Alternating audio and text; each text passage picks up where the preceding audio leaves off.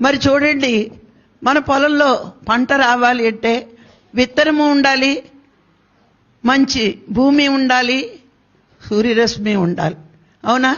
నీరు పొయ్యాలి కదా. మరి విత్తనం ఏంటి? గురువిచ్చిన జ్ఞానం, శ్వాస మీద ధ్యాస మార్గం. భూమి నీ మంచి మనసు, రాయి మనసు కాదు. రాతి నెలలో మొక్కలు రావు. ఎలా ఉండాలి? అరిషడ్వర్గాలు తగ్గించుకుంటూ, అహంకార మమకారాలు తగ్గించుకుంటూ, నాది నాది అని ఈ మమకారాలు తగ్గించుకుంటూ మన మనసుని ఎలా తయారు చేసుకోవాలి? సారవంతమైన నేలలాగా తయారు చేసుకుంటే, ధ్యానం అనే నీరును నువ్వు పోస్తే మరి అద్భుతంగా మధ్య మధ్యలో వస్తాయి దుర్భావనలు, దురాలోచనలు. ఇవి కలుపు మొక్కలు లాంటివి. రోజు రైతు ఏం చేస్తాడు? పొలంలోకి వెళ్ళి కలుపు మొక్కల్ని ఏరుతూ ఉంటాడు కదా. ఆ కలుపు మొక్కల్ని ఏరాలి అంటే మనలో ఉన్న దురాలోచనల్ని, దుర్భావనల్ని తీసేస్తూ ఉండాలి.